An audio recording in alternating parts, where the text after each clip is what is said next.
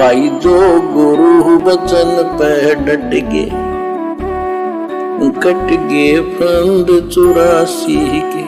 बच्चों को शिक्षा अवश्य दिलानी चाहिए। बच्चों को भगत ने शिक्षा अवश्य दिलानी चाहिए। या कौन सी शिक्षा की बात हो रही है? धार्मिक शिक्षा की।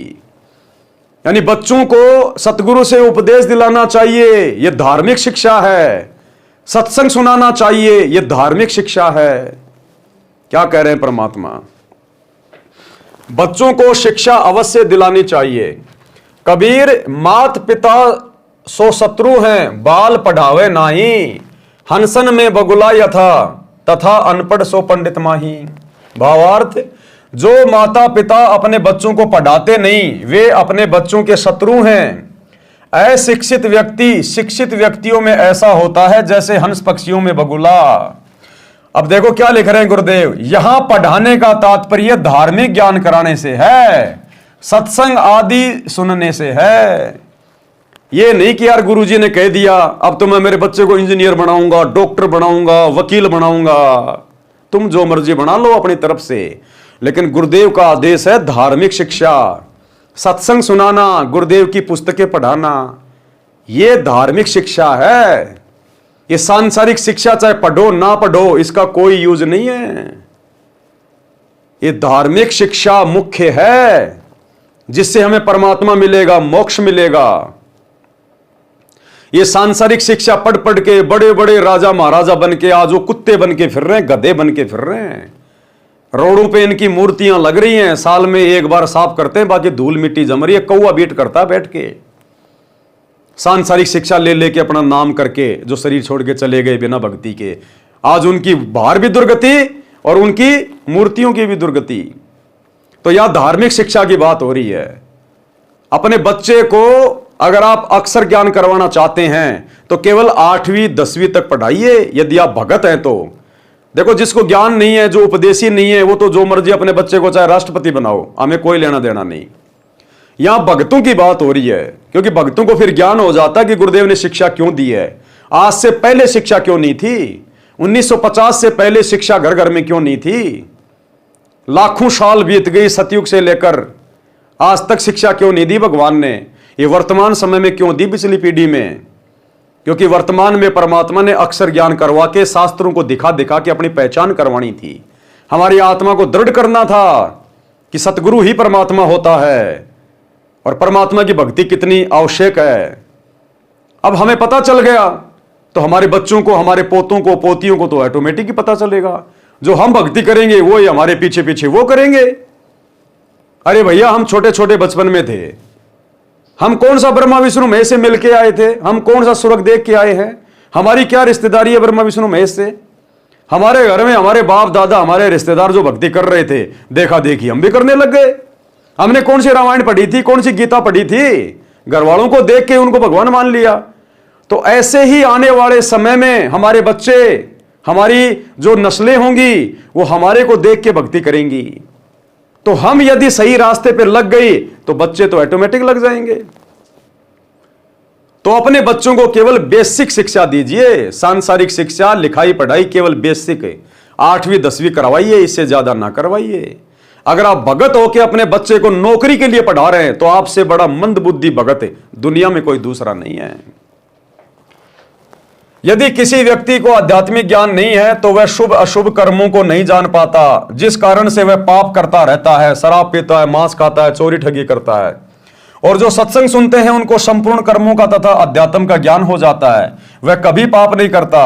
वह हंस पक्षी जैसा है जो सरोवर से केवल मोती खाता है, यानी केवल शुभ कर्म ही करता है। जीव जंतु मछली आदि आदि नहीं खाता। इसके विपरीत अध्यात्म ज्ञानहीन व्यक्ति बुगले पक्षी जैसा स्वभाव का होता है। बुगला पक्षी मछली, कीड़े मकोड़े आदि आदि जल के जंतु खाता है। शरीर के दोनों हंस पक्षी तथा बगुला पक्षी एक जैसे आकार तथा सफेद रंग के होते हैं।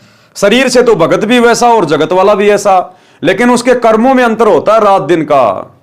जिस प्रकार बगुला और हंस पक्षी दोनों दिखने में एक जैसे लगते हैं, लेकिन जब वो खाते हैं तब पता चलता है उनकी खुराक क्या है। तो इंसान तो सब एक जैसी हैं, चाहे कोई भक्ति करो ना करो, लेकिन उनके कर्मों से पता चलता कि कौन भगत है और कौन अभगत है। उनको देखकर नहीं पहचाना जा सकता, उनके कर्मों से पता चलता है। इसी प्रकार तत्व ज्ञान युक्त व्यक्ति शुभ कर्मों से तथा तत्व ज्ञानहीन व्यक्ति अशुभ कर्मों से पहचाना जाता है।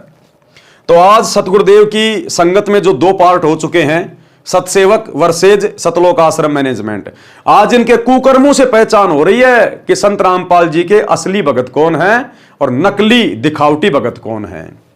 तो हम सतसेवक भैया शुभ कर्म करते हैं, और शुभ कर्म वो हैं जो हमारे गुरुदेव ने भक्ति पर करने के लिए बता दिए। पांचू यज्ञ ये शुभ कर्म है, मर्यादा ये शुभ कर्म है। ये गंदी राजनीति, स्टेडियम बनाना, आरक्षणों में जाना, गुंडों की सीबीआई जांच, जाटों की धर्मशाला, स्टेडियम बनाना, आश्रम में हॉस्पिटल बनाना, आश्रम पे आश्रम खोलना, दुनिया भर के आश्रम में पाखंड करना, राजनेताओं के तलवे चाटना, रैलियों में धक्के खाना, ये भक्ति मार्ग में शुभ कर्म नहीं है, ये तो कर्म फोड़ने वाले अशुभ कर्म है। कबीर पहले अपने धर्म को भली भांति सिखलाए, अन्य धर्म की सीख सुन भटकी बाल बुद्धि जाए। यानी अपने बच्चों को अपने धर्म कर्म के विषय में, भक्ति मार्ग के विषय में अच्छे से शिक्षा देनी चाहिए। बच्चों को या परिवार के अन्य सदस्यों को पहले अपने धर्म का ज्ञान पूर्ण रूप से करवाना चाहिए कि भैया वर्तमान में अपने गुरुजी के अलावा धरती पे कोई सत भक्ति नहीं है।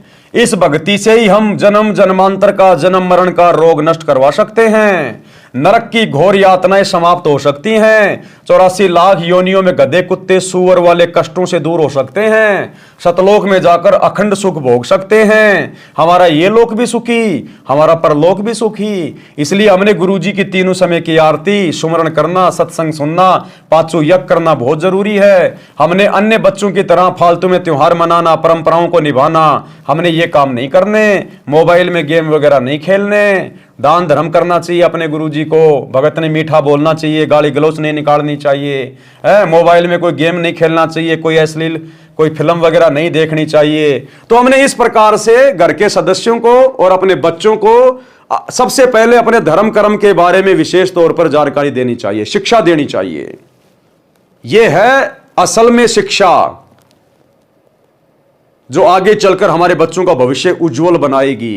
क्योंकि जिसके साथ परमात्मा हो गया भाई, जो सतभक्ति करेगा तो ऑटोमेटिक परमात्मा उसके साथ होगा, और जब भगवान जिसके साथ है तो फिर राजा भी फैला उसके आगे। तो आने वाले समय में यदि किसी का उज्जवल भविष्य होगा, सुनहरा जीवन होगा, सुखमय जीवन होगा, तो केवल सतगुरु रामपाल जी के मर्यादित भक्तों का होगा। यहां के राजा को भी वो सुख नहीं होंगे जो सुख और मानसिक शांति सतगुरु रामपाल जी के सत भक्तों को होगी। इसलिए गुरुदेव कह रहे हैं बच्चों को या परिवार के अन्य सदस्यों को पहले अपने धर्म का ज्ञान पूर्ण रूप से करवाना चाहिए। जिनको अपने धर्म यानी धार्मिक क्रियाओं का ज्ञान नहीं, वह बालक जैसी बुद्धि का होता है, चाहे 80 साल का क्यों ना हो। यानी जिसको सतगुरु रामपाल जी की सत भक्ति का ज्ञान नहीं, मोक्ष मार्ग का ज्ञान नहीं, वो चाहे देश का राष्ट्रपति है, चाहे 90 साल का है, कितना बड़ा धनपति है, वो बालक बुद्धि का आदमी है, बालक बुद्धि का आदमी। उसने तो अपना मूल धन अपने समाज से बर्बाद कर दी। वे अन्य धर्म पंथ की शिक्षा सुनकर भटक जाते हैं। जिनको अपने धर्म यानी पंथ का संपूर्ण ज्ञान है वह भ्रमित नहीं होता। तो हम सत्सेवकों को भैया अपने 13वें यथार्थ कबीर पंथ का संपूर्ण ज्ञान दे दिया गुरुदेव ने। इसलिए हम राजनीति करके भटके नहीं, हम आरक्षणों में जाके भटके नहीं, हम गुंडों की सीबीआई जांच में जाके भटके नहीं, चंदे के रूप में दान का पैसा उनको देके भटके नहीं, हमने स्टेडियम खुलवाकर भटके नहीं, अयोध्या में भंडारा लगाकर हम भटके नहीं, आश्रमों पे आश्रम खोलकर भटके नहीं, कुपात्रों को ज्योति पाठ और दान का पैसा देके भटके नहीं, आश्रमों में गुरुदेव के ज्ञान और विधान के खिलाफ हॉस्पिटल खोलकर भटके नहीं। क्यों? क्योंकि हमें गुरुदेव ने धर्म और कर्म का और पंथ का संपूर्ण ज्ञान दे दिया और हमने समझ लिया। इसलिए हम काल के जाल में नहीं फंसे, गुरुदेव के परिवार के चंगुल में नहीं फंसे, हम कोऑर्डिनेटरों के दबाव में नहीं आए, हम लोकलाज में नहीं आए, हमने मर्यादा नहीं तोड़ी, क्योंकि हमारे को अपने धर्म का और पंथ का पूरा ज्ञान गुरुदेव ने दे दिया। जिनको अपने धर्म यानी पंथ का संपूर्ण ज्ञान है वह भ्रमित नहीं होता। भाई जो गुरु बचन पे डट गे, कट गे फंद 84 के, कट गे फंद 84 के, कट गे फंद 84 के।